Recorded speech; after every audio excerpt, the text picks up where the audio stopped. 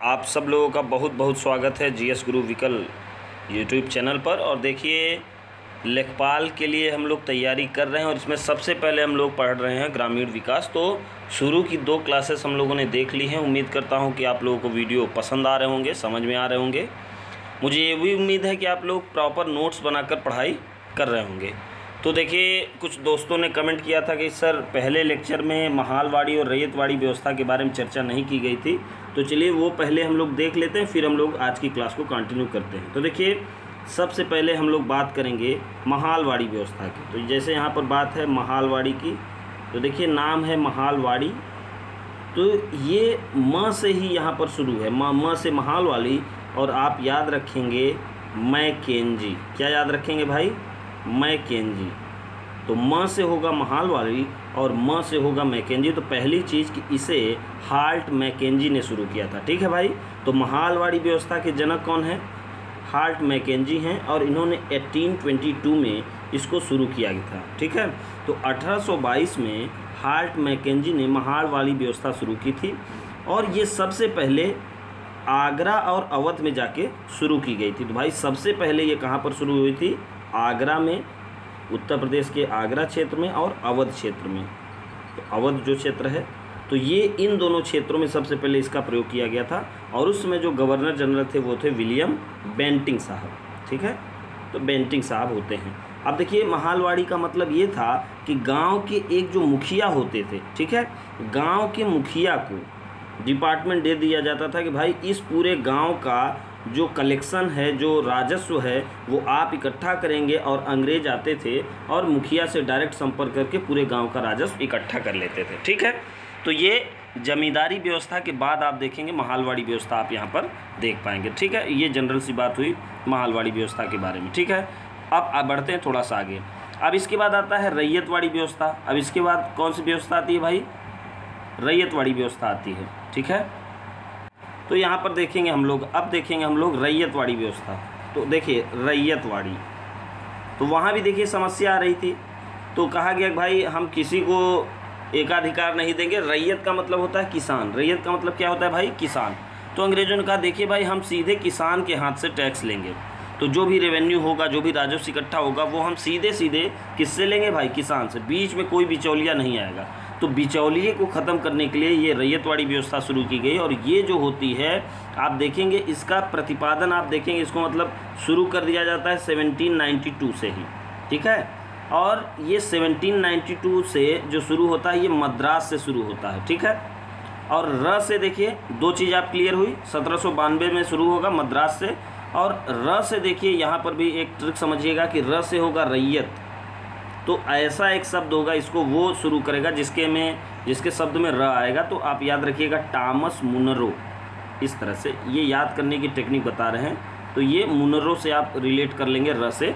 तो रैयतवाड़ी व्यवस्था को शुरू करेंगे टॉमस मुनरो। तो ये शुरू होगा 1792 में, लेकिन इसको प्रॉपर वे में इसका जो देखा जाएगा कि प्रचलित रूप आप देखेंगे 1820 में जाके, 1820 में जाके आप रैयतवाड़ी व्यवस्था को अच्छे तौर पर देखेंगे। जैसे बम्बई में, ठीक है, मध्य भारत में, बरार में, इन सब क्षेत्रों में आप देखेंगे कि रैयतवाड़ी व्यवस्था आपको देखने को मिलेगी। ठीक है। तो ये थी इतनी बातें। हिस्ट्री में एक बार फिर से हम लोग इसको देख लेंगे। आप लोग हिस्ट्री वाला लेक्चर जरूर देख लीजिएगा, वहाँ से आपको पूरी व्यवस्थाओं के बारे में अच्छे से मैंने वहाँ पर बताया है। ठीक है। तो चलिए भाई, ये रही थोड़ी सी बात। अब हम लोग बढ़ते हैं आगे, आज की क्लास को बढ़ाते हैं। देखिए, आज हम लोग कल की क्लास को बढ़ाते हुए आगे देखेंगे। तो 1 मिनट भाई। तो देखिए भाई, आज की जो हमारी क्लास है ये शुरू होगी किससे भाई? सिंचाई। कल की क्लास से हम लोग आगे कंटिन्यू करेंगे। तो सिंचाई की बात करें तो यहाँ पर देखिए एक एक लाइन हम लोग पढ़ते हुए चलेंगे कि योजना काल में कृषि क्षेत्र की उन्नति में सिंचाई एवं बाढ़ की उपयोगिता को स्वीकार करते हुए अनेक परियोजनाओं को विकसित किया गया। ठीक है। तो खेती में देखिए भाई सबसे महत्वपूर्ण घटक होता है सिंचाई। ठीक है। तो फसल उत्पादन के लिए सही समय पे फसलों तक पानी जरूर उपलब्ध हो जाना चाहिए। तो वो उसी को हम लोग सिंचाई के नाम से जानते हैं। तो अब यहाँ पर सिंचाई में 3 कैटेगरी है। ठीक है। तीनों कैटेगरी हमको अच्छे से समझना है और यहाँ से क्वेश्चन हमसे अक्सर पूछ लिए जाते हैं। ठीक है। तो सबसे पहले हम लोग जानेंगे वृहद सिंचाई योजना। ठीक है, इधर इसको कर लेते हैं। हम लोग देखेंगे वृहद सिंचाई योजना। वृहद मतलब आप लोग समझते होंगे भाई, बड़े पैमाने पर जो होती है सिंचाई की योजना, उसको वृहद सिंचाई योजना कहते हैं। इस वर्ग में उन सिंचाई योजनाओं और कार्यक्रमों को शामिल किया जाता है जिसके अंतर्गत 10,000 से अधिक हेक्टेयर का जो कृषि क्षेत्र है वो शामिल किया जाता है। आई होप कि आप क्वेश्चन समझ गए होंगे। आपसे क्वेश्चन क्या पूछा जा सकता है कि वृहद सिंचाई परियोजना में या वृहद सिंचाई योजना में कितने हेक्टेयर तक की भूमि को लिया जाता है या शामिल किया जाता है। तो याद क्या रखेंगे, एक आंकड़ा आपके दिमाग में होना चाहिए कि भाई 10,000 हेक्टेयर से अधिक, बस यही चीज़ आपको ध्यान देना है। नोट डाउन कर लीजिएगा कि 10,000 हेक्टेयर से अधिक का जो भी कृषि क्षेत्र होगा उसके लिए जो भी सिंचाई की परियोजना होगी वो वृहद सिंचाई परियोजना या वृहद सिंचाई योजना के अंतर्गत आएगी। ठीक है भाई, चलिए आगे बढ़ते हैं। अब देखते हैं हम लोग मध्यम सिंचाई योजना। तो यहाँ पर देखिए, कृषि योग्य क्षेत्र जिसका 2,000 हेक्टेयर से अधिक किंतु 10,000 हेक्टेयर के बीच में हो, मतलब 2,000 हेक्टेयर से लेकर 10,000 हेक्टेयर के अंदर जो भी होगा, उसके भीतर जो भी क्षेत्र होगा, उसके लिए जो भी सिंचाई की परियोजना होगी वो मध्यम सिंचाई योजना के अंतर्गत शामिल की जाएगी। क्लियर हुआ। तो वृहद सिंचाई के लिए हम लोग क्या याद रखेंगे, 10,000 हेक्टेयर से अधिक। ठीक है, 10,000 हेक्टेयर से अधिक।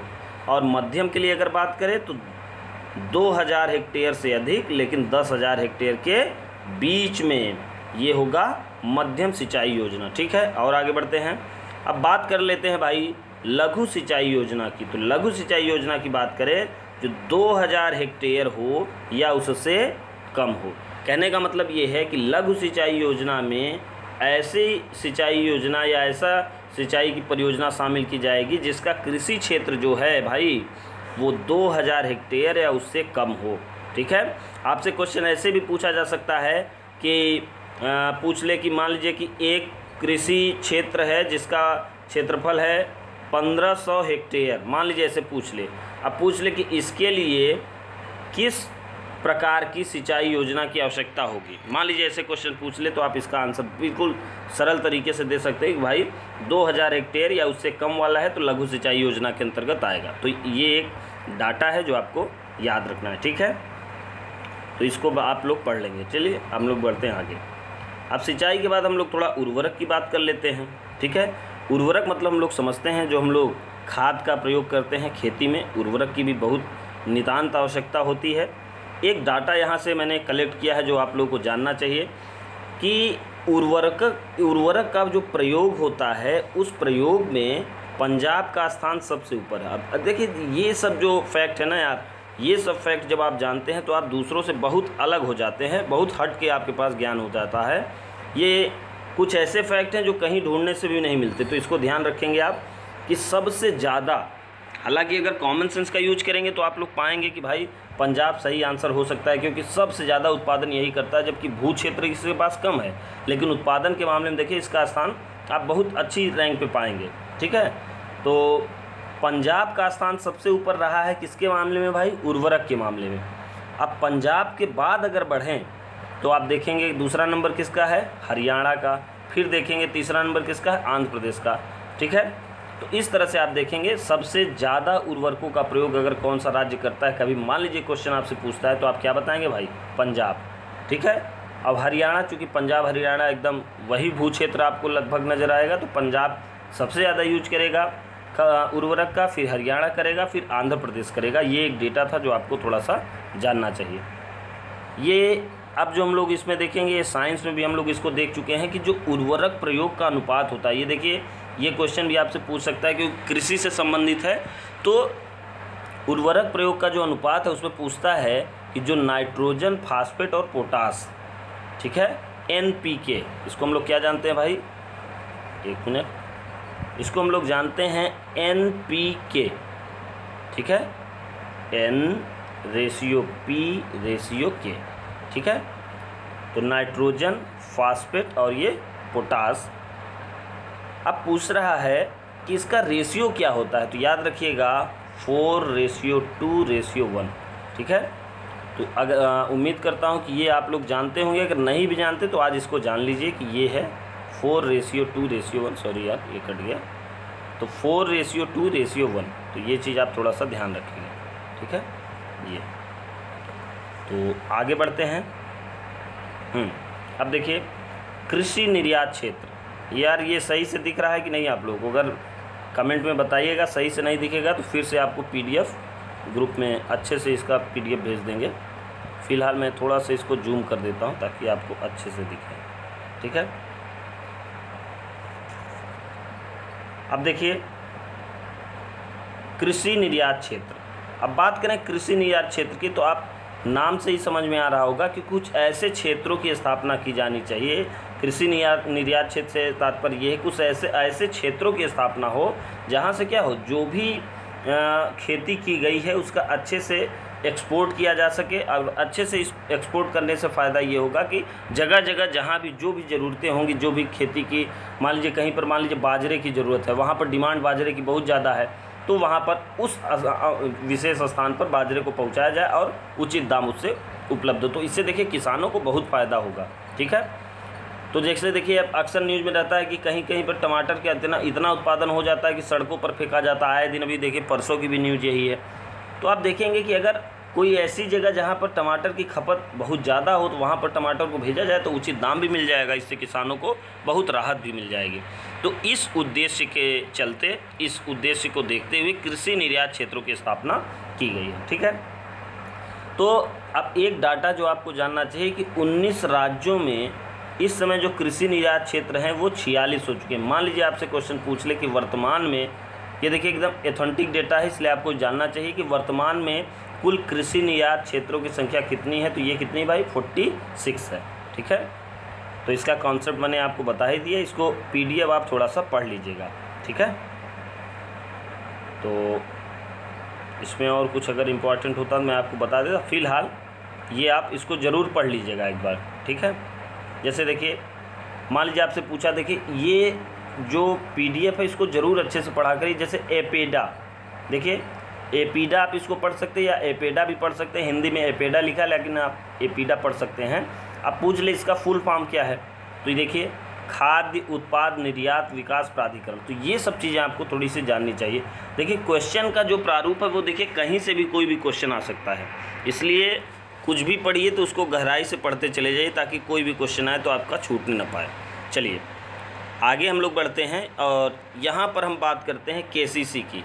उम्मीद करता हूँ कि आप सब लोग KCC को अच्छे से सुने होंगे। KCC का जो पहला और सबसे इम्पॉर्टेंट क्वेश्चन बनता है कि भाई KCC जो योजना है जिसको हम लोग बोलते हैं किसान क्रेडिट कार्ड, ठीक है, इसको बोलते हैं KCC किसान क्रेडिट कार्ड। तो सबसे पहला क्वेश्चन ये है कि किसान क्रेडिट कार्ड कब शुरू किया गया। तो भाई कब शुरू किया गया, सब लोग यहाँ पर देख सकते हैं 1998-99, ठीक है। तो 1998-99 में किसान क्रेडिट कार्ड योजना शुरू की गई, ठीक है। अब देखिए ये इसका जो विज़न है, इसका जो लक्ष्य है, इसका जो गोल है वो क्या क्या है, या इसके जो क्वालिटीज़ हैं वो क्या हैं। तो यहाँ से इसका आप समझ जाएंगे, इसका उद्देश्य और इसकी विशेषताएं दोनों, ठीक है। चलिए देखते हैं क्या क्या इसकी विशेषता है। पहली चीज़, 5,000 रुपये या उससे अधिक के उत्पादन ऋण के लिए पात्र किसान किसान क्रेडिट कार्ड प्राप्त करने के हकदार हैं। यह कार्ड किसानों की इनको भूमि के आधार पर जारी किया जाता है। मतलब कि 5,000 रुपये या उससे अधिक के उत्पादन ऋण के लिए जो भी किसान पात्र होगा उसको KCC जारी किया जाएगा। मतलब ऐसी फसल का उत्पादन जो भाई 5,000 रुपये से अधिक है, तो अगर उसका उत्पादन किसान कर रहा है तो उसके लिए KCC का वो हकदार है, ठीक है। अब पात्र किसानों को किसान कार्ड और पासबुक कार्ड सब उपलब्ध कराया जाता है, ये तो देख लेंगे आप। इसमें और कोई चीज़ जानने के लिए हाँ, ये इम्पॉर्टेंट चीज़ देखिए यहाँ से मिला कि यह कार्ड कितने वर्ष के लिए वैध होता है। ये देखिए बहुत बेहतरीन चीज़ निकल के आई। यहाँ पे पूछ लिया जाए आपसे कि जो KCC होता है, किसान क्रेडिट कार्ड होता है, इसकी यह कितने वर्ष तक के लिए वैध होता है।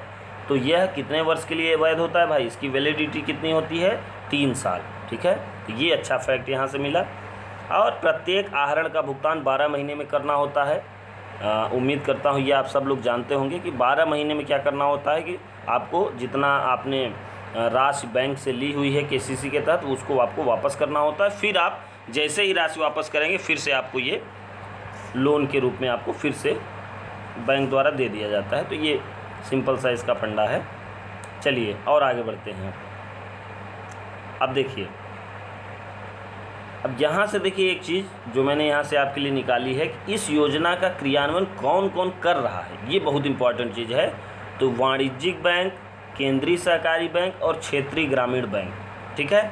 अब जैसे क्वेश्चन कैसे आता है कि जैसे मान लिया गया कि KCC किसान क्रेडिट कार्ड का संचालन निम्न में से किसके द्वारा नहीं किया जा सकता। अब ये 3 ऑप्शन रहेगा ही रहेगा, चौथा कोई और ऑप्शन रहेगा, वही आपको टिक करना रहेगा। तो इसके बारे में भी आप थोड़ा सा अच्छे से जानते रहें।